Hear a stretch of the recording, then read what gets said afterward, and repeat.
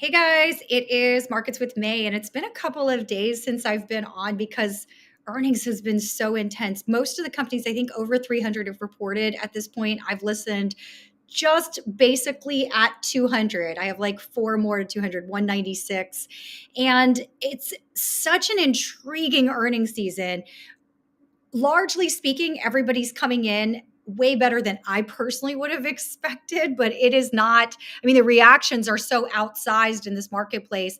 And I can't say that it's because things were oversold per se, but we'll get into that in a bit.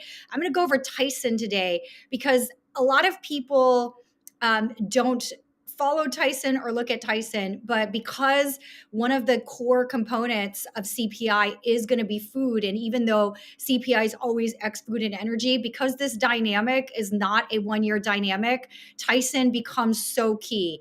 And even if you never trade Tyson, don't care, et cetera, about Tyson specifically, I'm going to show you why you might just want to know, because you know what? We all have to eat. Okay. And I always think that's kind of core. What's interesting to me about Tyson is really does show what we've been talking about when we do the walkthroughs through CPI. Unlike other folks on the news, we actually show you line item by line item our concerns with what we think it might imply on the go forward. Additionally, it's always important to understand that one of the core exports, knock on wood, that sustains is that we are a breadbasket. We do export, particularly the proteins. And, it's kind of a big deal right now. So let's get into what's going on with Tyson. I don't have a position on in Tyson, but I watch it, like I said, because I need it for the macro.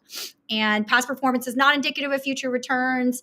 Just want you kind of to understand Tyson, unlike other food companies, is they call themselves a protein seller of protein, but they essentially at this point do, I think they have maybe some very small pieces, but it almost never comes up in plant-based foods. But otherwise they're really selling chicken, pork, and cattle and prepared versions of that, and they really do sell it internationally. It is a very big company outside of the US. A lot of what they're selling is the frozen stuff that then goes overseas, but it is considered a certain quality because the United States is just really good at this, at protein creation. Not everybody has, in particular, fertilizer and grain right now.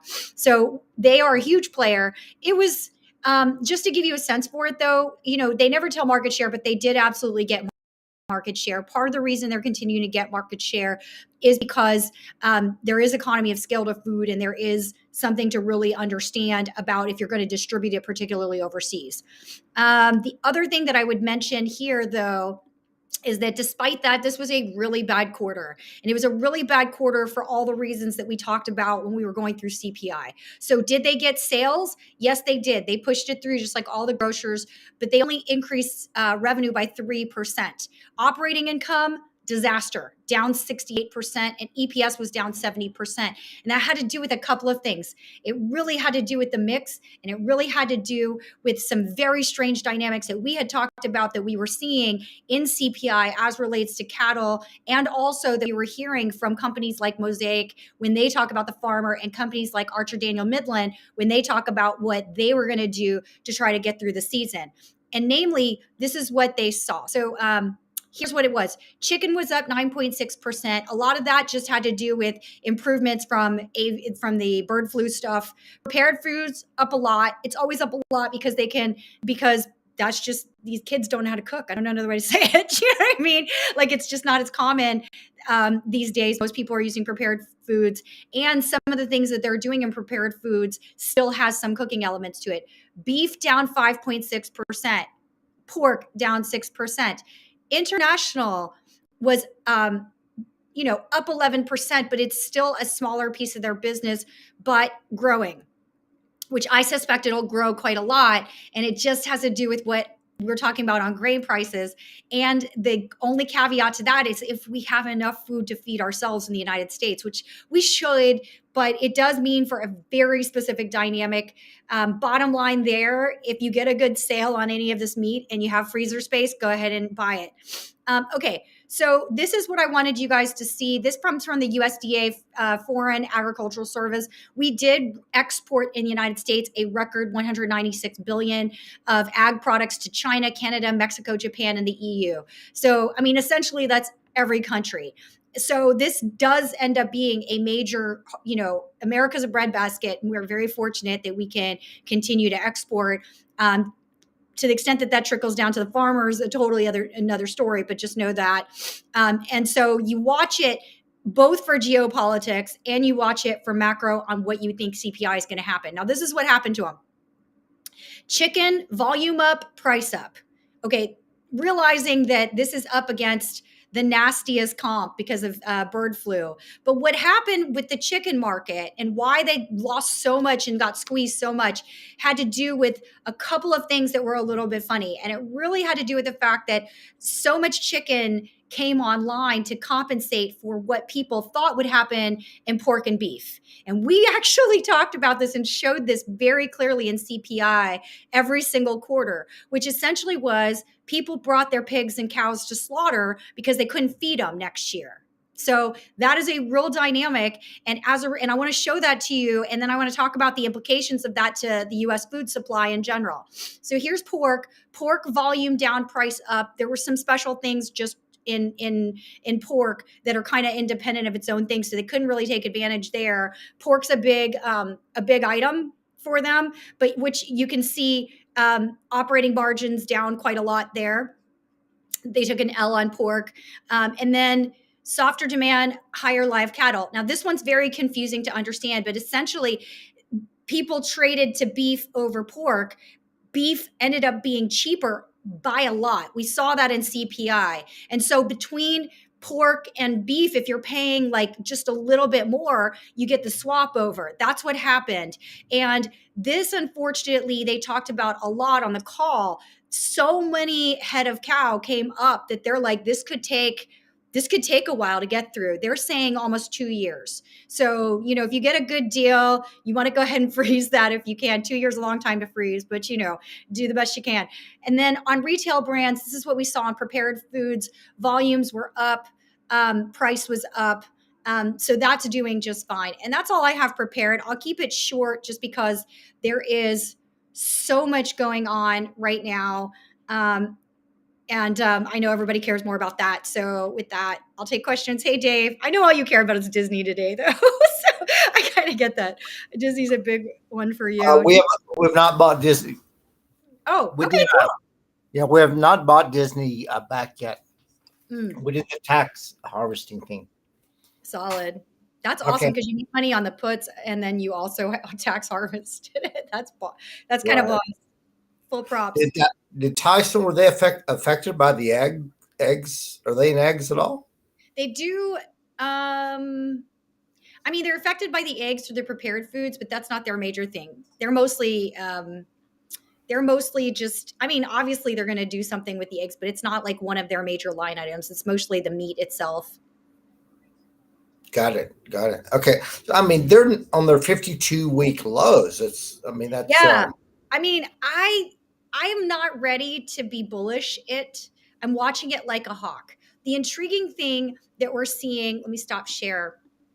The intriguing thing that we're seeing across all the food companies. So first of all, restaurants, even though they're all trading down, crushed it. That fast food restaurants, chain store restaurants, the mid-tier like your Olive Garden, everybody's doing great. And that's just because the consumer is tired of cooking, for lack of a better way to describe it. And additionally, almost all of them benefit from a China reopening. So they're all guiding amazingly. And strangely enough, some of them just got a break on food prices, oddly enough, because their issue had been bulk food is very different from consumer-based food. It sounds really crazy, maybe not to you because I know you come from a farming background, that sort of thing. But like when you get ranching, not farming. Yeah, sorry, ranching. Sorry. All the ranchers that are watching going to be upset with me on this. We're not farmers. We're cowboys, damn it. So that's right. No pigs involved. But like, it's kind of and yeah. So right now is just such, I forgot what I'm saying. So grain is causing a big deal, as we've talked about in the past in general. And so the restaurants are doing really great. Most of them are able to pass through what have you. And a lot of that had to do with cost savings. So for example, Chipotle trading down aggressively actually had a fantastic quarter by any stretch of it. Now, I have no idea. I have no idea why the analysts come in the way they do. Sometimes I think they're nuts, but that was a decent quarter. Even Taco Bell did well, if you can imagine that. It's so Okay, crazy. so is Tyson Foods doing poorly because grain prices are too high? No, they just screwed it up fair and square. It's a one quarter fix for them. So, that's why it's hard for me to say go long or short. I'm just going to monitor it because surely there's no data point. I mean, right now at this time of year, you're really not going to get much of a data point you're just going to get like what happened last quarter from the USDA. But it was just simply, they basically, they produced a bunch of beef. They didn't produce as much pork as they thought they would. Then everyone thought there would be a shortage of pork and beef, and there was not. And as a result, all the entire protein complex came in. So essentially, they took a bet on chicken, right? Thinking that there wouldn't be as much beef and pork. They did not take into consideration the fact that cows were going to come to slaughter because the grain price was a problem, and that's why they get clobbered so bad. Okay, so grain prices from a producer standpoint. Yeah, What, for them they're fine because and then I think they had a couple of hedges that went against them too. So it's a weird thing. I do think it's a one quarter thing, so I'm going to kind of watch and see if it gets too clobbered, and then kind of do a little bit more work on it. To be fair, but it's kind of, I think the reason I wanted to do today's episode on that is the fact that they were saying that it's a 2-year situation. We had talked about it being a 2-year situation at the beginning of last year. So we had talked about it being a 1-year situation, but now estimates seem to be pushing out to 2024. okay, I know Yeah. you're busy. Who's their competition? Tyson?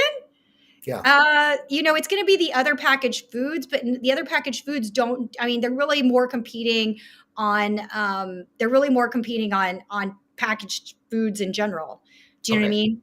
So that component, you know, so it's so funny because you start to go to the grocery store and think differently. And I know you know this already, so you're asking because if other people are watching, but like they legit are just food. Do you know what I mean? Like you're going to the chicken section, you're getting chicken, you're going to get hot dogs, you're going to get that. So if anything, you're right in the sense that given that they're trading at their bottom, would it be interesting to take a flyer?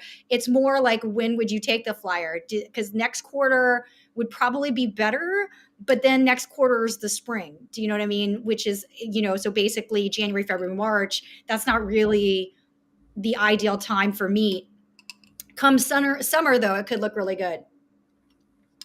And by the way, you do still have, I don't like China's going to have to, all those 5 countries that I named, those regions, they have an even bigger problem on grain than we do, right? At least we have this huge thing called the breadbasket of America where we actually raise and farm stuff. Do you know what I mean? Like, unfortunately, that all that's been in the news, and it is true, a huge component of wheat and various grains. There's not just wheat, it's wheat, soy, and corn came out of Ukraine. And so everybody else has to choose their favorite, which they feel like making. And that's so much pressure on meat products in Europe. Latin America is always, they figure it out somehow. Latin America is a huge breadbasket as well. But then China's got to figure it out, as does Asia. So, I mean, exports will look good this year. It's just whether or not, we, whether or not they get squeezed on everything else. Do you see Tyson? I mean, what's going on with Tyson as you're talking about CPI? I mean, how does Tyson reflect CPI? So the thing with them is that they're very clear that pricing is going to have to go up, especially on beef. If you'll recall, each quarter when we go through, or each month. I guess it comes out every month. I don't know why I said quarter, but each month when we go through it, one of the things that's been very strange for the last 3 months has been the price of beef and pork, which is actually beef prices have largely speaking been down year over year for the last 3 months. That can't continue. And that's why, we had talked about more than once that part of what's helping CPI are just these anomalies on the protein sector. But the protein sector can't keep doing that because eventually the protein sector is going to run out of cows. Now, the other interesting thing he said that has broader macro implications is that, apparently when you build a packaging facility and you got to package hot dogs, however it is, you need volume, and so you're going to pay up for that beef in order to get that volume, or you know, or whatever it is that goes in a hot dog these days. Sorry, but you're going to pay up for whatever There is all beef hot dogs, they say. you're going to pay up for it just to package it and get it out. So food prices, this is not, I mean, food inflation thus far has been about up 10, I think, versus like fuel has been swinging all around. We'll definitely get a break on fuel in the first quarter, at least, because relative to last year, we were at like a buck 20, sorry, 120 on the oil price. 125, I think, was the high in March. So it's going to look great Right. there, but it's going to look like hell. Now, in the first quarter, that'll all probably net out to be pretty good, right? But after we get to the second quarter, the third quarter, and the fourth quarter, food inflation, it's still a thing. Like, and here's the thing: whether it's the grocery stores, Tyson, or even whoever package it, like Procter Gamble, et cetera, all those guys, you know, people eat and they don't like your food budget. The only thing that will happen is that people buy smaller baskets of stuff when they go to the grocery store. And we see that across every company from American Express all the way through, talking about how the consumer is managing their budget. But you still have to eat and you might trade down, but you know. So I mean the consumer's been hanging in there, so it might be okay if we can absorb it. So yeah, and you've been pointing this out in the CPI. You think food inflation is hot, is going higher. Yeah, I mean, because so you got to think oil, or I'm thinking this way. I'm thinking about it. Oil was crazy high through June, and then it just started to sink. And so now we have oil prices.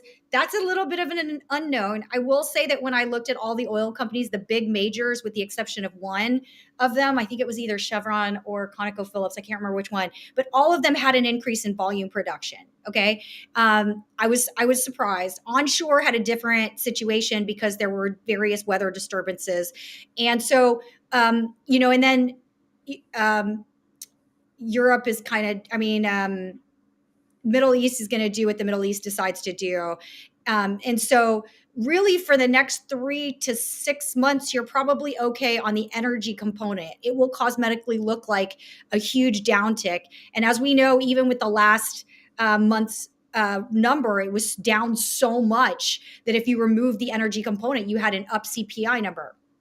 Okay, once we get through June, oil prices drop off pretty aggressively. So, what does inflation look like for the back half of the year if you've still got food inflation starting to rise and then you've got oil inflation or the oil component not helping you out as much? That's where it gets a little funky. Now, clearly, Mr. Jerome Powell has said we're starting to see the beginning of deflation. And I think he's right in a number of different areas. Food is going to be the weird one, and then we'll just have to see what happens the back half of the year for energy. But Cool. just Okay. yeah, just to give you a sense for it, like it's been a very mixed quarter. Almost all the energy companies, as we've talked about many times before in the US, they're fine as long as oil is over 60. They're good to go. Nat gas prices have come down a lot, and that's kind of its own animal because there's a couple different ways that we get the nat gas here.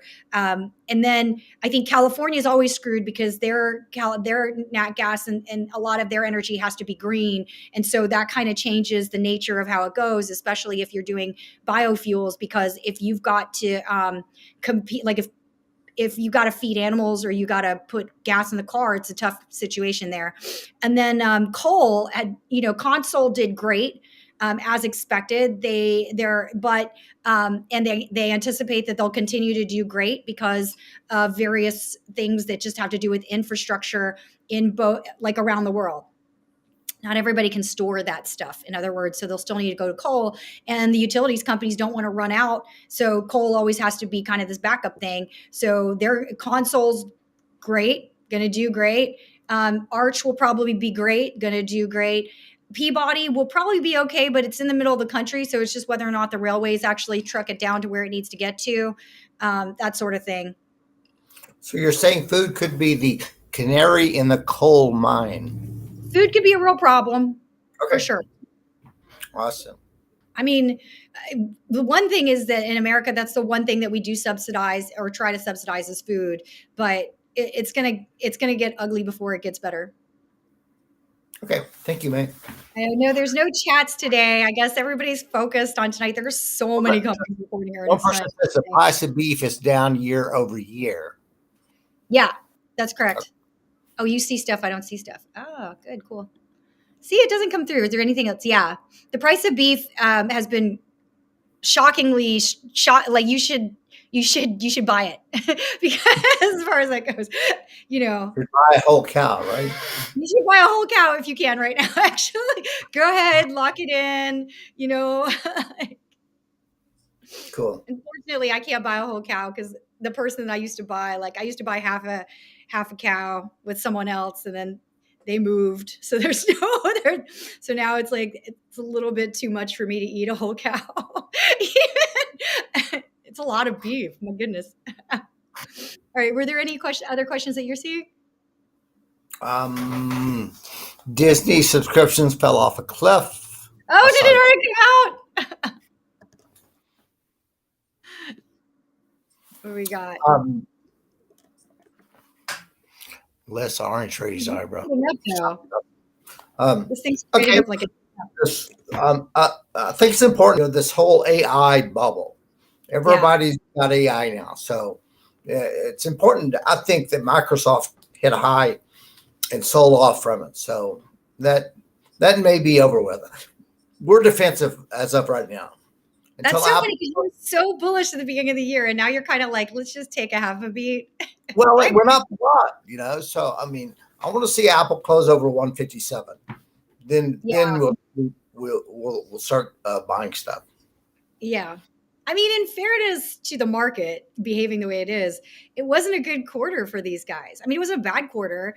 They all decided to plow money into R&D like crazy. So I think if they didn't do that, then it could have been a better quarter. But even without that, it wasn't like, you know, they're definitely like, they need the economy to pick up. All of them do. So I can Right. kind of understand, the companies that have done really well, and I'm going to kind of probably be doing oh man, it'll over the next few days I'll do some of the travel stuff too. So the airlines crushed it. They did great, but they're not reacting because everybody's worried about what does it mean economy, lotta lotta. But in fairness, those guys are selling tickets like rock stars, and to the extent that, with the exception of the regionals, but the majors are all selling tickets as the economy opens up. Oil did just fine, but everybody's worried about what it looks like for the next 6 months. So they're you really, if there's good dividend yield, I would take that. Um, then there's one-off tech stocks, Tesla, if you want to consider it a tech stock, that did great. Fortinet, which we were talking about before this on security software, but I forgot, did great. I was definitely long that. I feel bad that I didn't do a video on that in advance, so I can't take any kind of lap on that. And IEP is always hangs in there. Yeah, IEP 60, will hang in there because there's no refining capacity. right. Yeah, That's 60% dividend. yeah, yeah. 1.6. There's it's a really weird, the companies, you're really getting a lot of differentiation, and I'm not sure if the market even does that kind of analysis anymore. It's so depressing as a fundamental person. Like no one even like really focuses on whether or not the company made money. And then I'm shocked that like the consumer has absolutely hung in there. And as a result, the companies that have gotten clobbered that are consumer based have like just been total money. Like I'll tell you one that's crazy that actually does great is Tractor Supply. I keep trying to find a spot to get into Tractor Supply, but that company is so well run and is crushing it every single quarter because of where they're located. They just take share from literally everyone else. Tractor Supply deserves so much more love than it gets from Wall Street. And they benefit from pretty much every theme that you could possibly think of, but they legit run a good company. Yeah, I'm trying to look at my list. Um, yeah, and then oddly enough, parts of construction did great. Not oddly enough. So, like for example, I can't really get options on it because my options provider doesn't allow me to trade it. But concrete, so we know from the train companies that a lot of concrete was shipped around. A lot of aggregates is what they call it. And the two companies that do that are Vulcan Materials and Martin Marietta. They report next week, close to Valentine's Day, but those will probably report well. But whether or not the market will give them credit for it is another story. Right. But this Okay. infrastructure bill is for real. Anyways, we'll get off into the races. Bye, guys. Talk to you Thank tomorrow. you.